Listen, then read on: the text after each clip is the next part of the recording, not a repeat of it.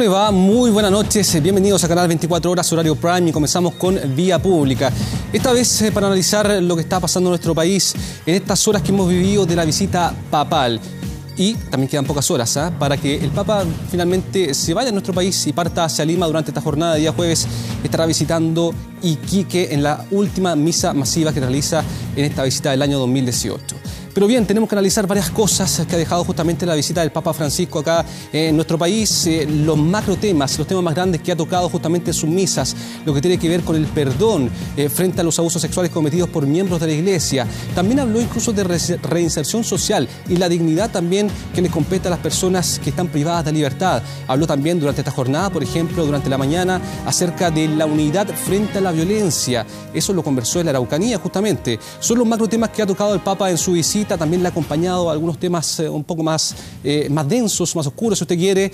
Por ejemplo, la presencia del obispo Juan Barros, el obispo de Osorno, vinculado a Fernando Karadima, en todas las actividades que ha realizado prácticamente el Papa acá en nuestro país. Bien, vamos a analizar todo esto que ha ocurrido acá en Chile con la visita del Papa. Y por cierto, la pregunta para ustedes está planteada ya en 24horas.cl, en nuestro Facebook, facebook.com/24horas.cl, donde se encuentra con esta pregunta que tiene que ver con las expectativas. A poco del término de la visita del Papa, ¿ha cumplido, según su percepción, con las expectativas personales que usted tenía frente a la visita papal? Bueno, ahí está la respuesta: sí, no. Usted cliquea y es parte entonces de nuestra discusión acá en Vía Pública. Y vamos inmediatamente a revisar también titulares que tenemos para esta jornada. Comenzamos con justamente el Papa Francisco, que pidió terminar con la violencia y buscar el diálogo en la masiva misa que realizó en la Araucanía. En Santiago sostuvo encuentros con los jóvenes en Maipú y con la cultura en la Universidad Católica. Y en la víspera de la llegada del Papa a Temuco se registraron atentados incendiarios en 3 regiones que destruyeron capillas, escuelas y helicópteros forestales. Y tercer tema, presidenta Bachelet anunció que el megapuerto para la zona central del país se va a construir en San Antonio, lo que generó alguna decepción en la región de Valparaíso. Bien, ya está todo planteado entonces para que iniciemos nuestra Vía Pública. A la vuelta de comerciales tenemos ya instalado nuestro panel para iniciar la conversación.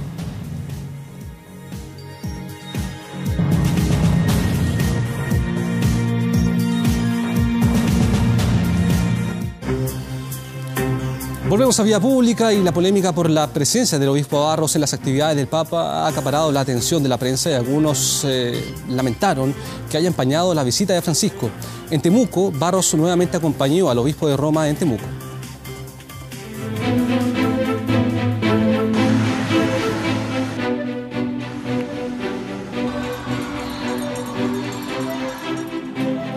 31 años esperó Chile para ver a la máxima autoridad del Vaticano. 4 días en el que nuestro país giraría en torno a su mensaje, uno de reconciliación, de paz y justicia. No puedo dejar de manifestar el dolor y la vergüenza. Una tensión del pueblo de Chile y de los medios que tuvo a otro protagonista. Fernando Montes dijo que sería prudente renunciar. Contempla una renuncia, deja la sotana y le hace un bien a la iglesia. Mientras el Papa aterrizaba en el aeropuerto de Temuco, los medios seguían al polémico obispo Barros de Osorno, vinculado por las víctimas como encubridor de Karadima. Obispo que, junto a otras 2 autoridades de la iglesia cuestionadas, compartieron junto al Papa en la Eucaristía del Parque O'Higgins. En la moneda el Papa por un lado dice que pide perdón por sentir vergüenza, pero media hora después no hay ninguna vergüenza en presidir la misa junto con el obispo Juan Barros Madrid. Si acaso el Santo Padre, que es quien presidía la celebración, no indicó él que había alguien que estaba de más, no tenía por qué hacerse a un lado. Creo que se le ha dado una importancia desmesurada al tema de Monseñor Barros, que por lo demás fue auxiliar mío en Valparaíso. El Papa pidió perdón. ¿Usted lo ha pensado también pedir perdón? Hola, ¿qué tal? ¿Cómo estamos? Mucho gusto. Siempre hemos adherido de corazón a lo que el Santo Padre ha señalado. Obispo encubridor no puede ser pastor. Obispo encubridor no puede ser pastor. Nuevas manifestaciones en las calles, mientras dentro de la iglesia hay posturas que cuestionan y lamentan la presencia de Barros junto al Papa. Va a haber un proceso que yo creo que a todos nos va a ayudar. Nunca nada es perfecto. Y yo creo que ellos lo que están pidiendo es que se haya alguna forma, algo que puede de alguna manera arreglarse hacia el futuro. Pero ¿Y eso implica también al obispo Barros? yo creo que eso hay que verlo, yo creo que depende también de él. Una herida que estos días incluso ha puesto la renuncia de Barros como protagonista, idea que ha sido impulsada por autoridades de la misma congregación del Papa. Yo creo que hubiera sido preferible, dado los resultados, que él no hubiera estado. Porque tengo la impresión que el mismo Papa, que hoy día nos dijo una cosa espléndida, yo lamenté que después, por los asuntos de Barros, algunas personas hayan dicho era pura palabra y no es coherente. El Papa ni sabía que Barros iba a estar ahí. Me imagino que en eso también contó un poco con la venia del Vaticano y de los organizadores de este evento. No creo que se haya aparecido de forma espontánea en ese evento, sin esa venia. Por lo tanto, yo creo que eso es bastante lamentable. Barros no fue el único que generó molestias en los actos públicos de Francisco. Gerardo Joanón, castigado por la Iglesia, pero exonerado por la justicia y la prescripción, también estuvo junto al obispo de Roma. ¿No ha pensado pedir perdón también en este contexto? Todo lo que sea necesario, por supuesto. ¿Sí? Gracias. Perdón que se ha tomado la agenda del Papa con un mensaje que aún resuena en las paredes de la Iglesia chilena. Una herida que con la presencia de autoridades cuestionadas en actividades oficiales están lejos de sanar. Una visita que la historia juzgará si fue opacada por un obispo que hasta ahora ha estado en los titulares de la prensa. Bien, ya está planteado, es uno de los temas que ha rondado justamente esta visita papal, pero son varios otros los que vamos a estar comentando con nuestro panel que ya está acá en nuestra sala. Bien, comenzamos la presentación. Juan Cristóbal Beitía, sacerdote jesuita, capellán de Fundación Techo, muchas gracias por estar acá con nosotros. Un gusto, gracias por la invitación. Nicolás Mena, subsecretario de Justicia y Derechos Humanos, también está acá presente, muchas gracias por estar acá. Muchas gracias por la invitación. Pedro Canales, académico del Instituto de Estudios Avanzados de la Universidad de Santiago, doctor en Historia, investigador en Historia Mapuche. ¿Cómo estás? Muchas gracias por estar acá. Muchas gracias por la invitación. Y finalmente Federico Aguirre, académico de Teología de la Universidad Católica, también presente en nuestro estudio. Muchas gracias por estar acá. Buenas noches, gracias a ustedes.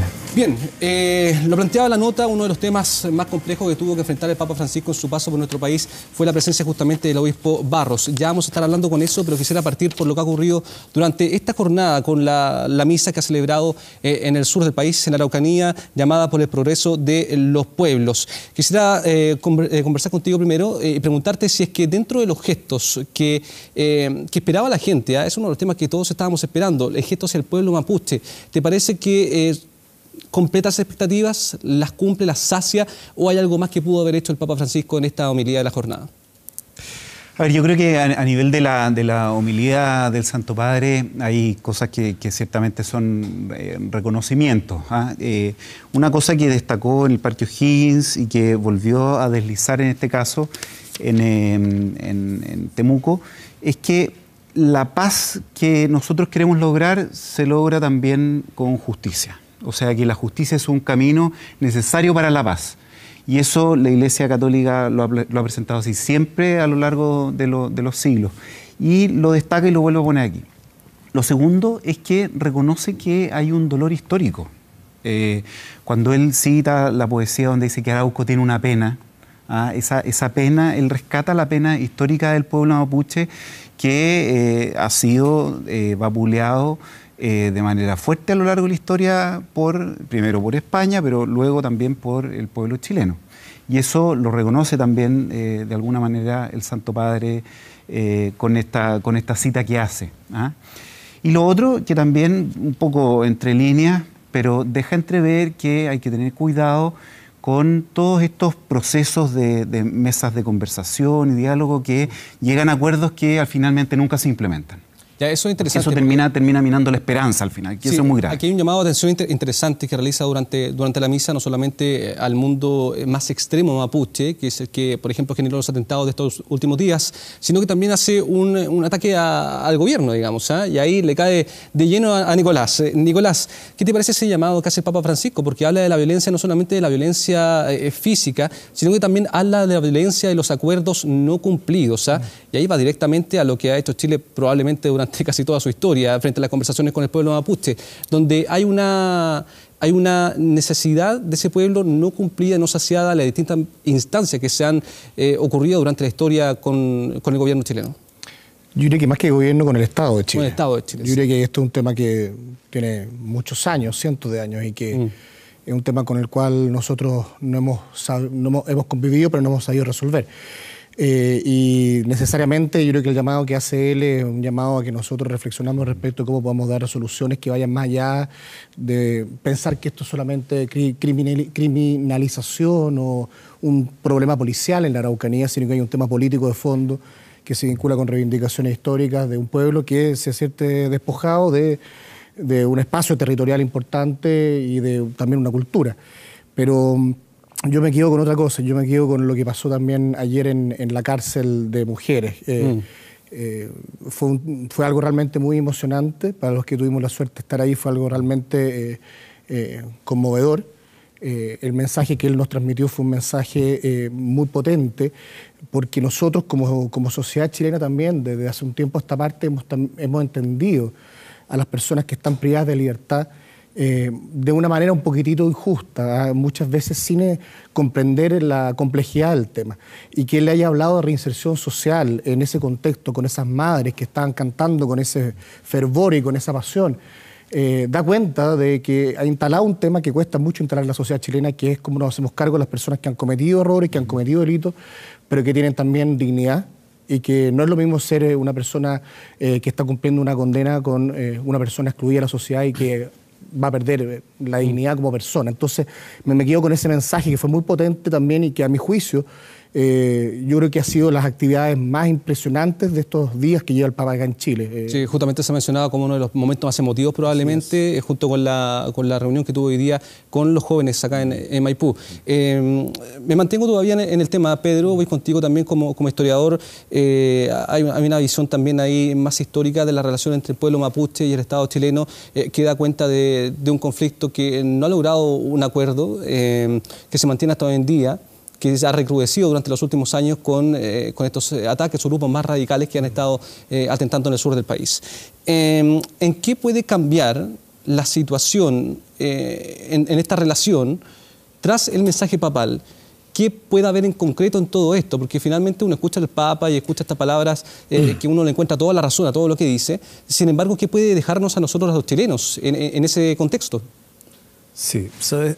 Es una pregunta compleja, creo que es una pregunta de futuro, es una pregunta que va a ir decantando, creo desde la perspectiva histórica a propósito, de que hay por lo menos 3 puntos que debiesen ir visualizándose con el paso del tiempo respecto del discurso y de lo que presentó hoy día el Papa en la Araucanía, en Temuco. Uno de esos puntos tiene que ver, creo yo, con un tema que, y a propósito de la canción de Violeta Parra que cita del Papa, que es un mal, no sé si llamarlo endémico de la sociedad chilena, que tiene que ver con una mirada racista. Creo que ahí hay un punto que es clave de lo que uno puede empezar a deslizar de lo que planteó el Papa Francisco en esta ocasión. En ese mismo contexto, y a propósito de esta mirada de la relación histórica, hay un punto que debiese ir cambiando respecto a la opinión pública y espacios, por ejemplo, como este, que es justamente el de presentar lo que está sucediendo en la Araucanía como un conflicto generado por un pueblo, generado por comunidades. Creo que desde la perspectiva de la historia y de ir poniendo en su sitio, digámoslo así, algunos aspectos de este proceso, está el tema de que es el Estado chileno el responsable central de lo que ha sucedido en estos años. Y en ese sentido, ¿verdad?, la deuda histórica debe reconocerse desde ese punto de vista, no solamente como una especie de reunión, de pacto que se firma, que se muestra al público y que se deja ahí durmiendo, ¿verdad?, per sécula.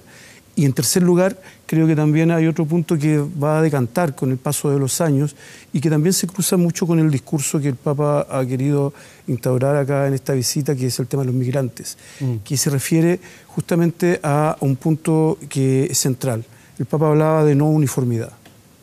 Creo que eso es un elemento clave. Desde el siglo XIX, cuando el discurso del Estado chileno en pos de la ocupación del territorio mapuche se fue gestando y se fue consolidando, la idea de la racialidad, de la mirada colonialista, de ver y de observar al otro, a la otra, como un inferior, caló hondo en nuestra sociedad. Creo que eso traspasó el siglo XX, traspasó las fronteras. Hoy día lo volvemos a ver, ¿verdad?, con el caso, por ejemplo, de hermanos haitianos principalmente, y creo que ahí hay un elemento que debiese generar en algún momento una chispa que comience a permitirnos, ¿verdad?, las futuras generaciones cambiar esta panorámica. Sí, de hecho fue recurrente dentro de los distintos discursos que dio el Papa en su misa y fuera también respecto al tema de la multiculturalidad, por ejemplo. De hecho, los invitados a Temuco eran justamente no solamente representantes del pueblo mapuche, sino que de distintas etnias que tenemos acá en nuestro país. En ese sentido, Federico, acá el Papa viene a plantear y a poner sobre la mesa la idea de que nos planteemos también, tal vez, reconocernos como un Estado plurinacional, como se lo han hecho otras naciones acá en Sudamérica. Bueno, es notable que no se haya pronunciado por eso que se temía tanto, ¿no?, la cuestión boliviana. Yo creo que en ese sentido es muy estratégico en plantear una postura que atraviesa toda su enseñanza, digamos, y que tiene que ver con el reconocimiento de la Iglesia como una realidad cultural que se encarna en el tiempo y el espacio. Entonces, bajo esa perspectiva, la Iglesia no es un molde que se llena con personajes abstractos, sino que se encarna en formas culturales. Ahí aparece la cuestión, primero, para la realidad latinoamericana fundamental, de las culturas prehispánicas. En todo el magisterio del Papa Francisco reconocemos una puesta de relieve de esta realidad cultural como un espacio de iglesia auténtica, donde, digamos, se desarrolla la vida eclesial con la misma legitimidad que en el centro de Europa. Eso también va incluso a su relación con las otras iglesias. Como tú señalas, ha habido presencia de representantes del mundo protestante, ortodoxo y de otras religiones. Sí, ahí te marco un paréntesis también, sí, porque dentro de las palabras del Papa también se escuchó en varias ocasiones la referencia a otras religiones, no solamente acercarse a la católica, exacto, sino que también acercarse a otras religiones, a la que uno considere, pero hace ese llamado, que es súper interesante también, ¿no? No me parece haber escuchado eso de otros papas. Sí. Lo que pasa es, a ver, yo creo que también es importante destacar que el Papa, porque también podría quedar casi como en una suerte de carisma, que lo tiene sin duda, personal, pero es eco del Concilio Vaticano II. El Concilio Vaticano II ya plantea de base, digamos, la base de muchos temas que el Papa ha ido desarrollando y ha ido renovando. El tema del pueblo de Dios como centro de la vida eclesial, el tema de la descentralización de la Iglesia, del reconocimiento de otras iglesias y de la acción de Dios en otras religiones. Entonces creo que si lo miramos en perspectiva, hay como una suerte de revitalización de un mensaje que ya aparece en el Concilio Vaticano II en los años 60. Dentro de las palabras del Papa, voy a preguntarle a Nicolás, señalaba, es imprescindible defender que una cultura del reconocimiento mutuo no puede construirse en base a la violencia y destrucción que termina cobrándose vidas humanas, en la relación ahí Chile-pueblo mapuche. Ojalá te pudiese desprender un poco de tu rol actual, porque esto hay que verlo muy a largo plazo. Y quisiera preguntarte por dónde se parte esta relación de cordialidad mutua, porque estamos en un momento de justamente alta tensión. Ha sido difícil conversar con estos grupos, por ejemplo, como la coordinadora Arauco Mayeco, el propio pueblo mapuche no reconoce una autoridad clara en ese sentido para poder sentarse a dialogar. Entonces, está súper difícil poder dar ese punto de partida al que está señalando el Papa. ¿Por dónde podemos hacerlo? ¿Cómo Estado? ¿Cómo mirada a futuro? A ver, se han dado pasos importantes con esta mesa constituida, entre otros por el obispo Vargas, allá en la Araucanía, en donde se han sentado a conversar distintos actores respecto a la situación mapuche. Yo creo que, y quiero insistir en el punto anterior, yo creo que es muy relevante que entendamos que este es un problema que tiene muchos años, que lleva ya más de un siglo, que no es un tema criminal, no es un tema solamente de violencia, sino que es un tema político. En eso destaco el rol que tuvo en su minuto el exintendente Buenchumilla, que fue capaz también de instalar esto como un tema político, y que nosotros tenemos que hacernos cargo desde esa perspectiva. También me hace eco lo que dice respecto a que estos acuerdos muchas veces no tienen resultados concretos, y ahí se genera mucha decepción y desconfianza, y cuando se pierde confianza, cuesta generar avances importantes respecto a estas materias, y también esto se vincula y se imbrinca con lo que es también las conversaciones que se han dado en el actual gobierno respecto a la nueva constitución. Entonces, a mi juicio, nosotros tenemos acá una oportunidad importante con este llamado de una autoridad eclesiástica, tanto teológica como también jefe de Estado, para efectos de poder llegar a grandes acuerdos, y yo creo que la palabra de él en ese sentido incentiva que nosotros lleguemos a acuerdos y nos sentemos a conversar. Estaba pensando, Nicolás, también en el próximo Ministerio de Asuntos Indígenas. Sí. ¿Cuál es tu perspectiva respecto a aquello? ¿Tiene también esta mirada, digamos, de poder consolidar una relación ahí con el pueblo más importante indígena en nuestro país? O sea, por de pronto que existe un ministerio ya es un gran avance. Claro, pero de ahí en adelante, digamos, el Ministerio también tiene que establecer sus propias tareas, digamos. Exactamente. Entonces, por eso te pregunto si esa mirada también está incluida dentro de lo que se viene hacia adelante. Tiene que ser así, o sea, si es que no hay si es que no se hace eso de una forma en que entendamos que esto es un problema mucho más allá de lo criminal y de la violencia, que la violencia son manifestaciones de algo más complejo, nosotros no vamos a llegar a un buen puerto respecto a este tema. Y en ese sentido es muy importante que entendamos que aquí hay un problema político, cultural. Nosotros tenemos una deuda con el pueblo mapuche y bueno, y esto yo creo que no se va a resolver si es que no tenemos nosotros capacidad de reconocer primero que nada que existe un problema. Ya lo hizo la presidenta Bachelet pidiendo perdón. Acordémonos que lo hizo, que es un gesto importante. Y a continuación de eso, lo que hay que ir construyendo son espacios de diálogo que permitan ir logrando acuerdos, soluciones. Y yo creo que la autoridad de él, sin lugar a dudas, marca. Es realmente importante que una persona de la categoría tanto teológica como jefe de Estado también nos venga a nosotros a instar a llegar a diálogos y acuerdos con respecto a un pueblo tan importante para la historia de nuestro país. Vamos a avanzar en el tema, muchachos, de los distintos temas. Tenemos la tarea titánica de avanzar por la mayor cantidad posible. Así que vamos a lo siguiente, que tiene que ver con lo que ocurrió durante la jornada de ayer. Esta reunión que se conoció en horas de la noche con víctimas de abusos sexuales de miembros de la Iglesia. Previamente ya había hablado en La Moneda, ya vamos a analizar ese punto en particular, porque no lo hace en cualquier lado, el reconocimiento, digamos, de abusos sexuales y el pedido de perdón, digamos, por esas situaciones que ocurrieron. Dolor y vergüenza por el daño irreparable causado a niños fueron las palabras justamente del Papa Francisco. Juan Cristóbal, quería preguntarte a ti también, ese elemento en particular respecto a que el llamado no haya sido en una misa ni nada, no, fue frente a las autoridades civiles. ¿Qué simbolismo quiso reflejar ahí Papa Francisco? Mira, yo creo que él quiere mostrar que esto no es algo que quede solo al interior de la Iglesia. Su manifestación de vergüenza y de dolor es delante de todo el pueblo chileno. O sea, ahí estábamos, digo porque yo también estaba presente, habíamos representantes del mundo eclesial, de distintas religiones, y que el Papa Francisco ponga a nombre de la Iglesia Universal, decir, mire, sabe que esto es vergonzoso, yo creo que pone el tono, digamos, de la petición de perdón que él está haciendo. O sea, no es algo solo entre nosotros, no es un perdón que él quiera pedir solo al interior de los católicos, sino que es algo que él quiere reconocer delante de toda la sociedad. Federico, en ese sentido, otro punto importante también que marca el Papa es que desde el año 2005, si no me acuerdo, en Estados Unidos, Filadelfia, que no se reunía justamente con personas que fueron abusadas sexualmente. A ver, ¿por qué acá en Chile sí lo hace? Esa es la pregunta. Bueno, yo creo que se da cuenta de que yo te diría que quizás el punto más neurálgico de la crisis que atraviesa la Iglesia en la actualidad en Chile es ese.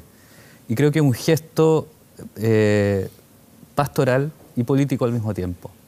Me parece que el hecho de, en su primera aparición pública, como decía anteriormente, frente a todas las autoridades estatales y religiosas, haga referencia a ese tema y que después haga luego este otro encuentro, a mí me parece que deja de manifiesto de que estas personas tienen todo el derecho de manifestar su dolor y que él está dispuesto a...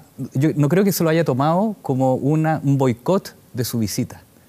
Incluso el arzobispo señala, antes de la llegada del Papa, que estamos en una iglesia con crisis y que la venida del Papa va a contribuir a seguir desarrollando esta crisis. Es decir, no podemos negarlo y creo que la actitud del Papa ha sido justamente esa. No lo ha tomado como un desaire y no creo que haya significado para él. Ese punto está súper bueno, porque de hecho habla de la personalidad del Papa también. No solamente hace flotar las crisis, hace flotar los problemas, lo ha hecho dentro del Vaticano, y por eso también es que hemos conocido, por ejemplo, los desencuentros que han habido por los propios cardenales allá con obispos, donde ha tenido harto enfrentamiento justamente con ellos por su personalidad, porque aparentemente Pedro, él no quiere ocultar los problemas, quiere sacarlos a la luz. Y ahí uno se pregunta también si, por ejemplo, la presencia del obispo Barros pudo haber tenido un poco de eso también. Sí, yo creo que el tema del obispo Barros, bueno, ha empañado, sin duda, pero creo que en el tenor de lo que preguntas, también ha sido un punto que ha generado esta inflexión para poder seguir debatiendo y para seguir, creo yo, enfrentando lo que esta crisis, ¿verdad?, que se plantea acá, ha ido demostrando, ¿verdad?, en el camino, ¿verdad?, a partir de sucesos, a partir de movilizaciones, a partir de grupos organizados, a partir de lo que la gente en Osorno principalmente está levantando día a día, ¿verdad?, en su cotidianidad. En ese sentido creo que es un punto que hay que, sin duda, hay que mantener, hay que tener en cuenta, y que también hace o nos permite, ¿verdad?, conversar acá, pero también permite que la gente que es feligresa católica con profundidad, digámoslo así, pueda ver qué está pasando realmente con su iglesia y no quedarse en un aspecto superficial de lo que es esta visita, por decirlo de alguna forma.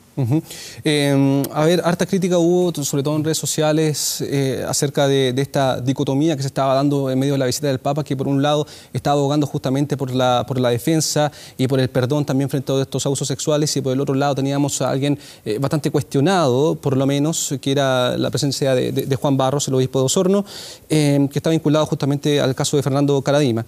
En ese sentido, Nicolás, en tu calidad ahí de subsecretario de Justicia, de Derechos Humanos también, aquí hay víctimas que están reclamando por algo que a ellos les ocurrió. No se ha hecho efectivamente justicia civil, y aún así la presencia de Juan Barros fue y estuvo al lado del Papa Francisco. ¿Qué te parece? ¿Qué opinión te merece aquello? Y luego ya vamos a un tema un poquito más político, pero en lo personal, ¿qué te parece aquello? A ver, yo no puedo desligarme de mi rol, así que tampoco puedo hacer un análisis tan personal respecto al tema, pero soy católico y también pertenezco a la iglesia. A ver, yo creo que tenemos que distinguir. El tema Barros, yo no me quiero referir a la situación de él en términos judiciales, no hay ningún tipo de condena, están estas acusaciones y eso tendrá que resolverse por la vía que corresponde. Evidentemente que ha girado en torno a este tema las últimas 48 horas la visita al Papa, y eso es una lástima. Y eso, de cierta forma, opaca la visita de alguien tan extraordinario en términos de la importancia que tiene tanto desde el punto de vista espiritual, pero yo diría sobre todo política, porque yo creo que el Papa lo que ha hecho, en razón también de la forma en que él llega, después de lo que hace Benedicto XVI y Ratzinger, a tratar de cambiar la iglesia. Y a volver a una iglesia que es la iglesia, por lo menos por la cual yo me siento interpretado, que es la iglesia que está con los pobres, con las personas más humildes, con las personas más sencillas, y no con el poder. Entonces, lo que él ha hecho en el Vaticano, lo que él ha logrado hacer en términos de formas, pero también en términos de mensaje, en sus encíclicas, Laudato Si, y en todas las encíclicas que ha sacado hasta ahora, ha sido un mensaje extremadamente potente. Que hay que recogerlo y hay que analizarlo bajo esa perspectiva. Y yo entiendo que esto es un tema que muchas veces a los medios de comunicación les interesa, que muchas veces es un tema que da rédito en términos de rating, pero yo insisto, tratemos de quedarnos con lo que va finalmente a trascender respecto a la visita de él. Sí, Nicolás, lo que pasa es que también hay que hacer la diferencia. Sí. Hay una visita que tiene que ver netamente con el carácter eclesiástico de esta visita, pero hay otra parte también que es diplomática. Y en ese sentido uno tiene que reconocer que si estamos hablando de un diplomático que viene con alguien que tiene problemas de probidad, por decirlo menos, como es el caso de Juan Barros, uno tal vez optaría por no generar problemas en el lugar al que va y dejarlo de lado. Yo estoy de acuerdo contigo, Felipe, y tal vez habría sido recomendable que él se hubiese abstenido de participar en varias de las actividades. Pero es un tema que tendrá que resolverlo, yo diría que principalmente acá la organización, y también él sigue siendo obispo. Y ahí hay un problema. ¿Por qué sigue siendo obispo el obispo Barros? Yo no quiero entrar al fondo porque no conozco el antecedente, no me corresponde a mí juzgar. Lo que sí quiero constatar un hecho, que se está empañando una visita que es muy relevante en términos del mensaje que está dejando. Lo que tú has dicho respecto a la Araucanía es extremadamente importante. Sí. Por primera vez tenemos una persona que no habla de la violencia tan solo, no habla tan solo del tema criminal, no lo restringe a eso, sino que es capaz de darnos también una visión bastante más global, bastante más omnicomprensiva del problema y nos llama al diálogo. Qué importante es eso, cuando muchas veces tenemos sectores del país que lo único que hacen es reclamar porque hay violencia y no son capaces de entender las causas de la violencia. Y al mismo tiempo, con respecto a lo que ha pasado con las víctimas, se reunió con las víctimas, pidió perdón. Evidentemente la Iglesia es una institución que avanza un poco lento, por eso es que ha perdurado 2000 años. Son instituciones que siempre van un poco más lentas que el resto. Las cosas de Palacio van despacio. Exactamente. Pero en fin, pero yo tengo esperanza de que él va a lograr ir paulatinamente cambiando la Iglesia. Creo que en cierta medida lo hizo en su minuto Ratzinger, lo está haciendo él. Evidentemente que la Iglesia es una obra humana que tiene muchas imperfecciones. Bueno, y además somos todos los católicos parte de esa Iglesia, no solamente responsabilidad del clero, ahí también hay responsabilidad de todos de tratar de cambiar un poco la conducta que también ha marcado la Iglesia. Pero me quedo con los mensajes más importantes y también con el perdón a las víctimas. No me quiero quedar solamente en el tema del obispo Barros y las acusaciones, pero... ¿Podría decir una cosa respecto a eso? Sí, dale, adelante. Que me parece importante entender una cuestión de fondo que justamente tiene que ver con la profundidad teológica del mensaje del Papa Francisco. El Papa Francisco está renovando, como digo, con muchos otros referentes históricos también, pero está produciendo una renovación de las estructuras de poder de la Iglesia. A mí me parecería sumamente violento que llegara a cortar cabezas, digamos. En alguna medida siento que está planteando... Pero tú dices como que hubiese llegado Chile a cortar cabezas. Exacto. Ya. Es decir, me parece poco democrático. Tenemos instituciones, y lo mismo es válido para, digamos, el Estado chileno. Tenemos una institucionalidad que podemos criticar y creer que funciona muy mal. Ahora, ¿cuáles son los mecanismos para transformarla?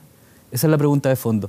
Y el mensaje del Papa es: hagámonos cargo de la Iglesia en todos los niveles. Nunca ha censurado el pedir, digamos, a nuestros pastores una actitud responsable. Entonces yo creo que sería contradictorio que se dedicara directamente a destituir gente y sabiendo que eso en el fondo responde a toda una problemática de la Iglesia que es tremendamente compleja y que tiene una dimensión social, porque hay cuestiones de la sociedad chilena involucradas. Sí, pero probablemente lo que más hace el Papa en ese sentido es tirarnos la pelota y nosotros tener que recogerla, que es lo que estamos haciendo justamente ahora en la discusión. Háganse cargo de su Iglesia. Yo no soy el dueño de la Iglesia chilena. Ese es el mensaje que yo interpreto en la actitud. Mira, hablando... Y para agregar una cosa que dice Federico, también importante que nosotros, y es una cosa que me ha pasado a mí, yo estuve en 3 actos el día de ayer. En La Moneda, estuve en el Parque O'Higgins también en forma particular y después estuve en el acto en la cárcel. A excepción de la cárcel, a mí me llama la atención, y lo he visto por la prensa, cómo creo que ha ido cambiando el mundo católico en los últimos años. Y yo creo que ahí hay también una deuda importante con respecto a lo que tú mencionas. Estos temas son extremadamente dolorosos como iglesia. Yo he visto mucha gente alejándose de la iglesia. Veo una iglesia un poco de élite, un poco de clase alta. No es la iglesia que conocí o que recuerdo, era un poco chico, pero que recuerdo los años 80 o principios de los 90. Y ahí tenemos una deuda. Y me parece que él es una oportunidad importante para volver a esa iglesia. Sí, pues muchos dicen que, por ejemplo, los momentos de crisis son momentos también de muchas oportunidades, como para ir sanando cosas. Pedro, a ver, me quiero desprender un poquito del tema de Juan Barros, pero sí agarrar un temita que se desprende de aquello. A ver, voy a tratar de interpretar un poco lo que ha ocurrido tal vez durante esta presencia del obispo de Osorno, porque las quejas que llegan de la gente, uno podría decir, claro, la queja tiene que ver con el caso, con su vinculación a Fernando Karadima, pero por otro lado también da cuenta de una realidad que no solamente afecta, por ejemplo, al mundo político, sino que también está afectando a la Iglesia, que tiene que ver con la falta de credibilidad y el pedido de probidad o transparencia, si tú quieres, en ese sentido. Aquí, ¿te parece que esa interpretación es válida para hablar de la cantidad de quejas que ha llegado respecto a ese tema en particular? La gente le pide también en la Iglesia que haya mayor transparencia, que haya mayor claridad, que haya también, tal vez, declaraciones directas al caso. Sí, como dice, por ejemplo, el subsecretario, Chile, la Iglesia ha cambiado. En general, o sea, yo también vengo de una tradición cristiana católica, por decirlo así, en una población en el norte de Santiago, ¿verdad? Donde la iglesia tenía un impacto a propósito de la dictadura muy fuerte, porque era el lugar donde la gente podía ser, digámoslo así, libre, donde podía tener seguridad, donde podía proteger sus vidas. Eso cambió. Y eso es lamentable cuando uno lo ve, ¿verdad?, pensando que era niño, joven, y ve esta iglesia hoy. Principalmente porque esa credibilidad se pierde y se comienza a, y aquí lo puedo vincular nuevamente con la Araucanía, se empieza en esta crisis, empieza a haber gente católica que empieza a emigrar hacia otros credos, ¿ya? Y eso, no solamente eso, pero en parte explica el hecho de que la Araucanía tenga una gran cantidad de población hoy día del mundo evangélico. O sea, ahí creo que hay una luz de alerta que para el catolicismo que está, ¿verdad?, evidenciando esta crisis y está evidenciando esta necesidad de transparentar, ¿verdad? Sin duda que el caso de Caradima ha sido nefasto y obviamente, y sin querer volver al tema de Juan Barros, ¿verdad?, la presencia de Juan Barros también ha sido, creo yo, un punto negro en esta visita del Papa. Creo que la sociedad chilena, con todos los cambios, ¿verdad?, en los últimos 30 años, cambios de todo tipo, requiere transparencia, requiere que se le diga las cosas a la cara, requiere terminar con el secretismo, por decirlo de alguna forma. Me vuelvo un poco de eso, pero hay algo, tomando lo del Concilio Vaticano II, ¿eh? En el Concilio Vaticano II hay una cosa que se destaca ahí, que es el sacerdocio común de los fieles, es decir, que todos los bautizados somos iguales en dignidad, por decirlo de algún modo.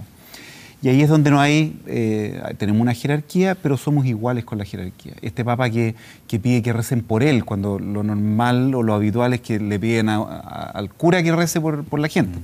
Entonces él quiere significar que estamos nosotros al mismo nivel. Este Papa que intenta establecer diálogos entendibles, comprensibles, con imágenes que la gente de la calle puede entender, eso es súper importante porque marca una iglesia que quiere comunicarse, que quiere estar en salida y no transformarse en una iglesia de élite, como decía Nicolás. En el fondo, aquí hay una iglesia que quiere de alguna manera transmitir la buena noticia al modo actual. Y una de las claves que es súper importante, creo yo, y que ha perdido la iglesia chilena, es la capacidad de dialogar. Es decir, no solo dialogar con los externos, sino que poder dialogar entre nosotros. Este problema tendría que haberse resuelto en la interna, mucho tiempo atrás. Tendríamos que haber sido capaces de escuchar con mucho mayor atención a las víctimas. Y hoy día hay que estar escalando la cosa hacia el Papa, que, o sea, es como antes cuando decían que para desarmar los matrimonios había que ir a Roma. Oye, no, ¿por qué tenemos que recurrir al Papa? ¿Es que no tenemos acaso capacidad de conversar entre nosotros? ¿Cuáles son los puentes que están cortados?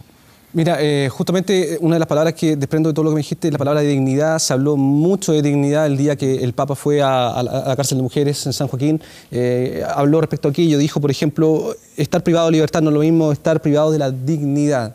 En ese sentido, el llamado, a tu parecer, es un poquito a intentar complementar o resolver las carencias que se tienen justamente desde el punto de vista de rehabilitación, que ha sido uno de los grandes temas. Ya vamos a estar con Nicolás porque también el gobierno presentó este plan de política pública de reinserción social. Entonces también preguntarte a ti, ¿qué te parece este llamado que ha hecho? Y aquí el guante está claro que lo recoge.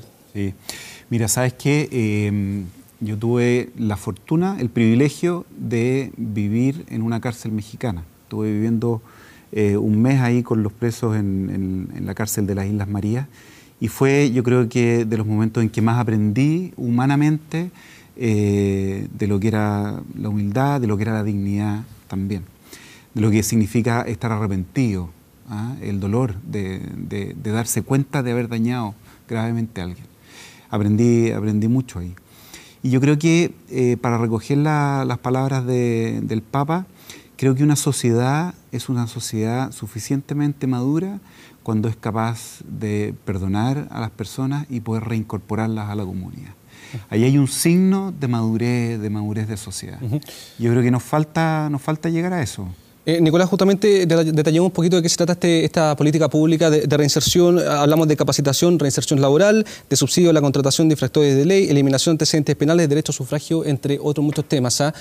Aquí hay un plan que se viene elaborando hace algún tiempo, que era desconocido, que se va a conocer ahora. ¿Cuál es la mirada del gobierno frente a esto y hacia cuánto tiempo más también se proyecta? A ver, este plan es fruto de un comité asesor que nosotros constituimos cuando llegamos el ministro Campos y quien habla y también la subsecretaria Fríes, que es un comité que tiene como propósito reunir a todas las personas vinculadas al área de reinserción social, exministros de Estado de todos los gobiernos anteriores, sin distinción de color político, todos los ministros también que están vinculados y todos los servicios públicos vinculados al tema de reinserción social.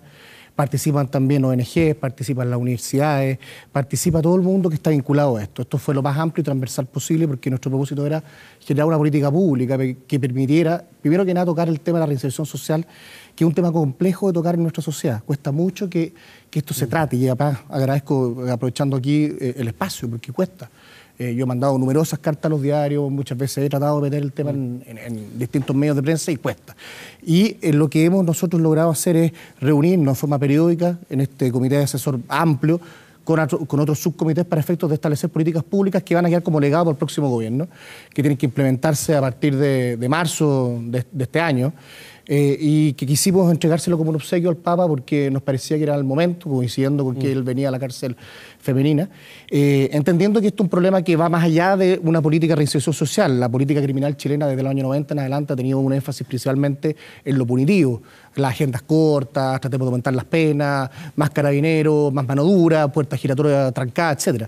Y estamos convencidos que trabajamos en el tema y tenemos algún conocimiento de que la victimización o los crímenes en nuestro país no van a bajar en la medida que no haya una política de reinserción que permita que las personas que están en la cárcel puedan salir de la cárcel, encontrar trabajo y reinsertarse en la sociedad, de modo que no deban volver a delinquir para sobrevivir y eliminar con la reincidencia, que en nuestro país es cerca de un 50%. Sí, pues la reinserción social es un tremendo tema porque además si uno analiza el contexto actual está vinculado ahí al caso Sename, por ejemplo, los niños, por ejemplo, que de repente faltan esa oportunidad y la buena infraestructura también de Sename para reinsertarse en la sociedad. Es que a propósito de lo que tú dices, Felipe, el tema del Sename es súper relevante también vincularlo a esto.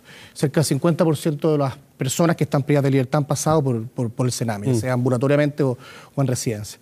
Pero lo más importante es lo siguiente: nuestra política criminal en Chile es extremadamente clasista. En las cárceles están los pobres y los más pobres de los pobres. Y nadie me puede decir que solamente la gente pobre es las personas que son los que cometen delitos.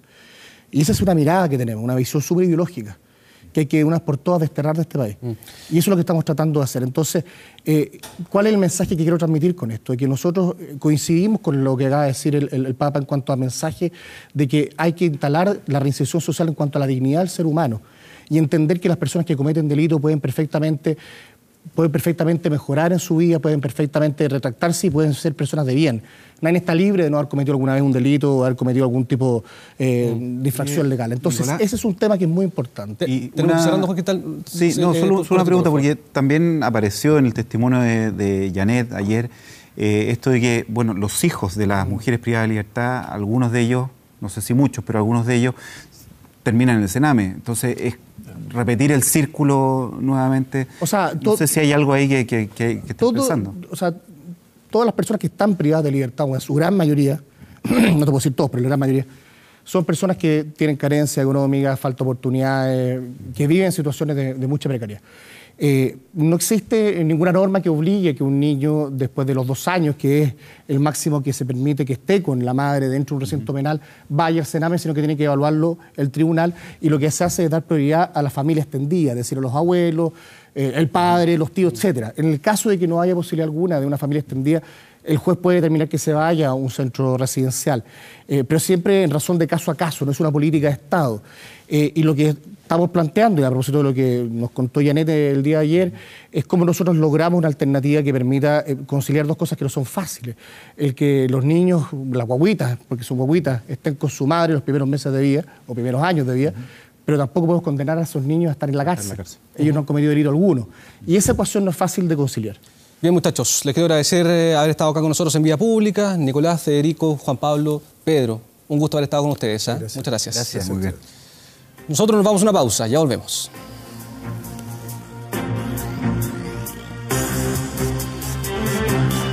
Bien, vamos con informaciones. Ya está todo listo en Iquique para recibir al Papa. Es su última parada antes de dejar suelo chileno. Se estima que unas 400.000 personas van a llegar a la misa que se va a realizar en la playa Lobito, donde la imagen de la Virgen de la Tirana será coronada por el pontífice. ¡Esa es la juventud del Papa! ¡Esa es la juventud del Papa! Bolivianos, peruanos, argentinos, chilenos, todos ellos jóvenes que han llegado a Iquique para ver al Papa este jueves 18. La ciudad ya está en ambiente festivo.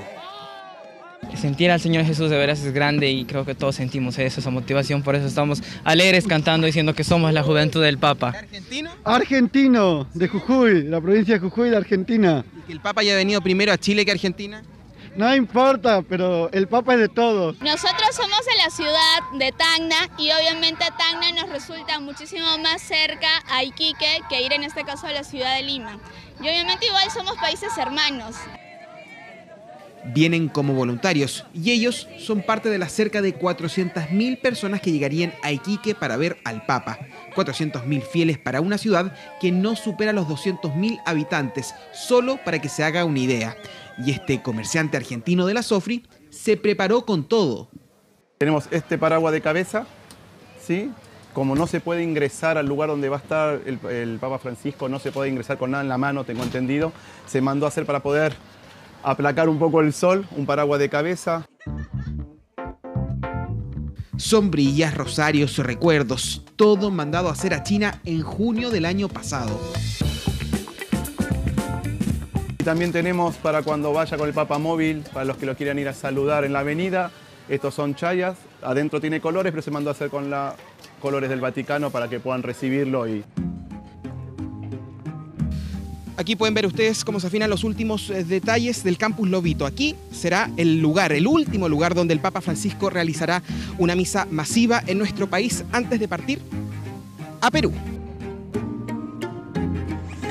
Son 20 hectáreas, capacidad para 400.000 personas. Aquí la recomendación es venir hidratado porque no hay sombra y el sol pega fuerte. Más de un centenar de trabajadores ajustando detalles, muchos de ellos migrantes como José, que viene de Venezuela. Una realidad presente en el norte del país y se espera que el Papa aborde justamente este tema en la misa del jueves. ¿Te parece que el Papa hable justamente de eso? No, está bien porque hay muchas personas que estamos en situación ahorita muy difícil en nuestro país y hemos tenido la necesidad de emigrar. Entonces es importante, por lo menos Chile que nos ha recibido y eso, pues, ese por lo menos sentirse que lo estén recibiendo a uno es bien. Inicialmente se necesitaba entrada para acceder al evento, pero la organización decidió liberar el acceso. Todos podrán llegar sin un ticket. Buenas noticias sobre todo para los que veranean en carpa todos los años en la playa Lobito, quienes estarán a solo pasos de la misa. Una divina coincidencia, dicen ellos. Igual tenemos asegurar la estadía, se podría decir, por el Papa. Igual allá en el Vaticano es imposible llegar para nosotros, pero ahora tenerlo aquí en nuestro territorio, igual a mí me alegra demasiado. ¿Son evangélicos? Somos cristianos, sí, pero queremos también experimentar otra cosa, ir a estar cerca del Papa, verlo, tener la posibilidad. Será un evento histórico no solo por el Papa, sino también por ella. La imagen de la Virgen de la Tirana saldrá de su pueblo. Este miércoles llegó a Iquique y en las próximas horas tomará rumbo a Lobito para verse cara a cara con Francisco. Un encuentro que promete atraer a miles de personas del Norte Grande. Desde 1999 que la Virgen de la Tirana no salía de su pueblo. Pero bueno, mañana, jueves 18 de enero, estará presente en el Campus Lobito para ser coronada por el Papa Francisco. Desde Iquique ha sido el trabajo de Esteban Sánchez y Felipe Vicencio para 24 horas. Y violenta fue la víspera de la llegada de Francisco al sur del país. En 3 regiones se registraron atentados incendiarios que destruyeron capillas, escuelas y helicópteros forestales. Fue la violenta madrugada horas antes de que el Papa Francisco visitara y paradójicamente llevara una invitación de paz al sur del país. Bueno, aquí nos están atacando en base a la colcha. Luego de que los guardias escucharan diversos disparos, el fuego hizo su trabajo en 2 aeronaves, una tercera quedó con serios daños en su cabina. Carabineros llegó al lugar en minutos y encontraron panfletos de la coordinadora Arauco Mayeco. Fue en Curanilahue, sector La Colcha, de la empresa Bosques Arauco, donde precisamente los helicópteros eran utilizados para combatir incendios forestales. Alrededor de las 2:30 de la mañana, sujetos desconocidos ingresaron por la parte posterior de este predio y procedieron a quemar los 3 helicópteros. Una pérdida que no es fácil de reemplazar tan rápido. Son helicópteros que tienen una tecnología bastante alta de carácter internacional y por lo tanto estábamos muy bien preparados para. Entonces es una pérdida que estratégicamente afecta a todos los planes de protección y combate de incendios.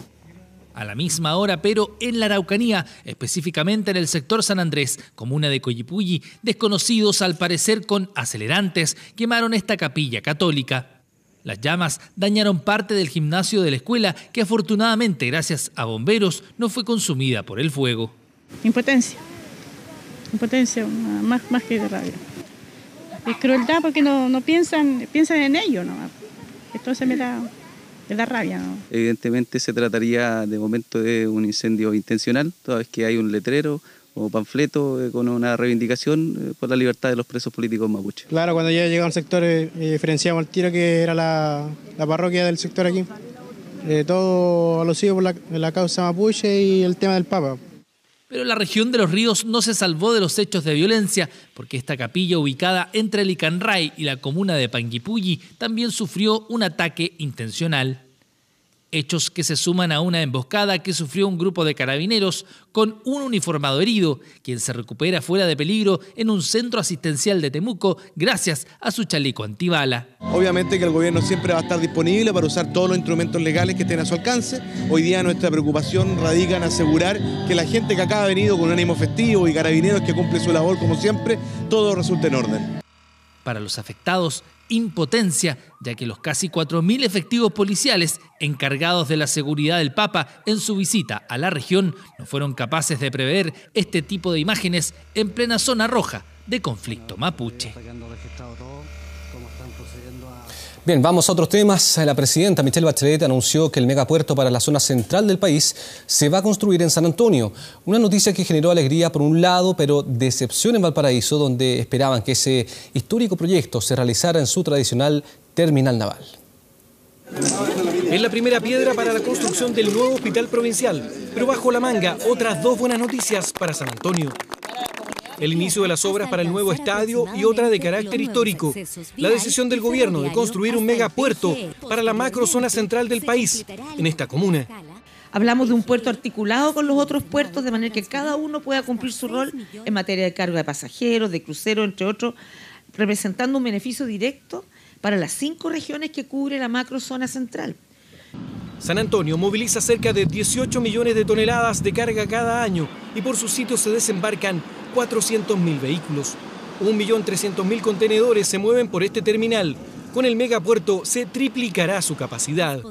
Más de 3.300 metros, además de contar con 2 terminales que van a permitir entonces también tener una mayor competitividad, generar mayor productividad, fuentes de trabajo y lo que en definitiva significa una gran obra como esta que hace más de 100 años no se realiza en nuestro país. Se celebra en San Antonio y se llora en Valparaíso, complicado por el poco espacio para ampliarse y su bajo calado en Barón, que impide la recalada de naves de gran tamaño en ese sector. A ello se suma un golpe casi mortal, el éxodo de los cruceros, precisamente a San Antonio. Nosotros necesitamos que la empresa portuaria, el gobierno, todo, se pongan las pilas con Valparaíso y tengamos autoridades más comprometidas. Abre otras preguntas y abre incertidumbres. ¿Cuál es el modelo que se está pensando? ¿Cuál es la estrategia portuaria para poder construir un puerto de esta envergadura? ¿Qué va a pasar con el terminal portuario 2? ¿Qué va a pasar con otras futuras inversiones portuarias? Actualmente el puerto de San Antonio da empleo directo a 3.500 personas, sin contar con todos los que se generan con los servicios anexos. Un proyecto llamado a darle una cara aún más internacional a la otrora caleta de pescadores. Vamos a temas internacionales. La joven argentina que confesó haber asesinado a tiros a su novio declaró por tercera vez y cambió su versión. Nair Galarza ahora asegura que fue un accidente y que mintió para proteger a su padre, quien en un inicio era el principal sospechoso por ser policía. Nair, ¿te arrepentís de haber matado a Fernando? Desde hace casi un mes, todo lo que haga o diga esta joven es noticia en Argentina. Pese a que desde un principio admitió que la madrugada del 29 de diciembre mató a tiros a su novio luego de una discusión, tras 18 días en prisión preventiva decidió cambiar su declaración porque en realidad, dice ella, todo fue un accidente. La anterior declaración en la que dije que lo hice fue porque no quería que culpen a mi papá, porque era su arma y no quería que tenga problemas. Nair Galarza dijo que la noche del 28 de diciembre fue a la casa de Fernando Pastorizo y que discutieron porque ella no le contestaba el celular. Luego lo vio más calmado y aceptó que la llevara de vuelta a su casa. Cuando llegaron, pasaron por la cocina y Fernando, según la joven, tomó el arma que estaba sobre el refrigerador. Y ahí empezó a joder, a mover la pistola por todos lados. Me enojé y empecé a decirle pelotudo. Y como él se reía, me enojé. Le dije que era un enfermo y me fui a mi habitación. Detalló además que Fernando estaba muy enojado, que aunque en un momento se disculpó con ella, luego volvieron a discutir porque Nair le echó en cara que salía con otro chico que sí la respetaba. Se enojó del todo, me tiró del pelo, me sacó de la habitación y cuando pasamos por la cocina él agarró el arma de nuevo y me apuntó en la panza, que yo me iba a ir con él porque yo era de él.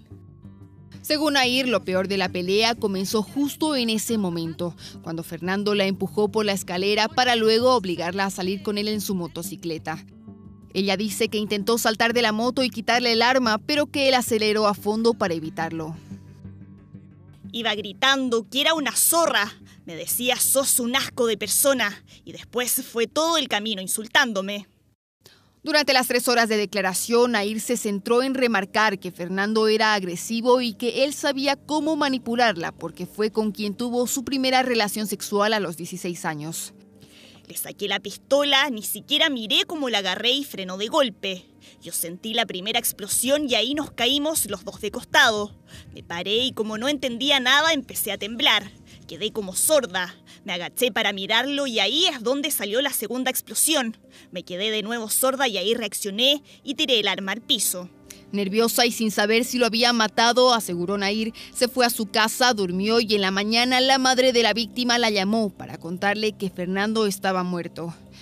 Para la querella es una versión poco convincente y con muchas contradicciones y se le cuestiona, entre otras cosas, su capacidad para enviar este mensaje solo momentos después de lo ocurrido. Vamos al fútbol. Las negociaciones entre el Manchester United y Alexis Sánchez alcanzaron este miércoles un acuerdo total entre el jugador y el club. Según The Telegraph, Alexis Sánchez habría aceptado firmar un contrato por 4 años y medio con el United, es decir, hasta junio de 2022. Solo resta que el armenio Henrik Mkhitaryan acepte salir de los Diablos Rojos como moneda de cambio y firme con el Arsenal. El delantero chileno ganará cerca de 16 millones de euros al año y se va a convertir en el mejor pagado de la Premier League. El monto global de la operación, incluidos los más de 11 millones de euros que le corresponden a Fernando Felicevich, el agente de Sánchez, fue estimado por el diario inglés en más de 200 millones de euros. Este miércoles, aplacando las especulaciones que decían que Sánchez ya estaba en la ciudad de Manchester, se le vio en Mill Hill, un suburbio de Londres, saliendo de una barbería, donde aparentemente se cortó el pelo y algunos especulan que se estaría preparando para la foto oficial como jugador del United.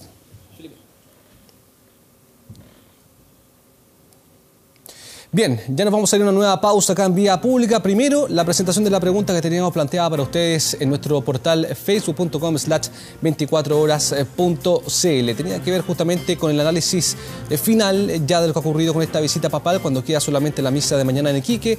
A poco del término de la visita del Papa, ¿ha cumplido con tus expectativas? Una pregunta netamente personal. Según sus expectativas personales, ¿sí o no?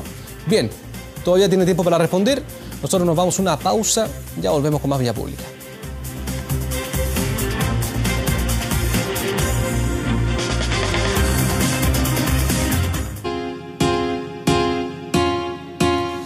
Volvemos a Vía Pública ya para despedir nuestro programa. Como siempre, un gusto haberlos acompañado. 12 de la noche con 10 minutos. Pasamos a revisar inmediatamente la respuesta a la pregunta que habíamos planteado en nuestro Facebook. A poco del término de la visita del Papa, ¿ha cumplido con tus expectativas? Sí, un 53%, no un 47%. Casi mitad, pero gana por lo menos el sí. Ha cumplido con lo que venía a hacer a nuestro país. Vamos a lo siguiente. que tiene que ver con una noticia publicada en nuestro sitio 24horas.cl. Es el Argemín, que está manteniendo la alerta amarilla del volcán Nevados de Chillán tras último sobrevuelo. Había tenido por ahí una parte de un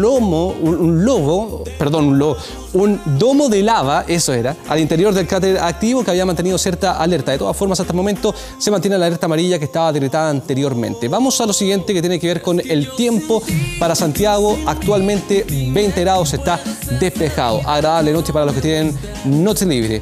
Santiago jueves despejado con 33 grados, despejado también. Y el día viernes con 31 grados, despejado, agradable. Fin de semana aparentemente se viene. Vamos a lo siguiente, que tiene que ver con el personaje que estamos viendo ahí en pantalla. Él es Nicky Jam. Bueno, el perdón del reggaetonero Nicky Jam es lo que estamos escuchando, y esto es porque la plataforma de streaming Netflix anunció que va a estrenar una bioserie o una serie biográfica del cantante estadounidense, que es de origen puertorriqueño y dominicano. La serie se va a llamar Nicky Jam, el ganador, y estará centrada en la humilde, también difícil vida que tuvo el cantante durante su periodo de vida en Boston, Estados Unidos. Una vida de calle, problemática, y que termina finalmente con su éxito musical que conocemos actualmente.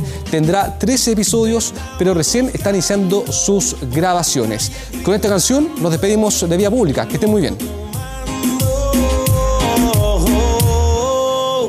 Es que yo sin ti, tú sin mí, dime quién puede ser feliz.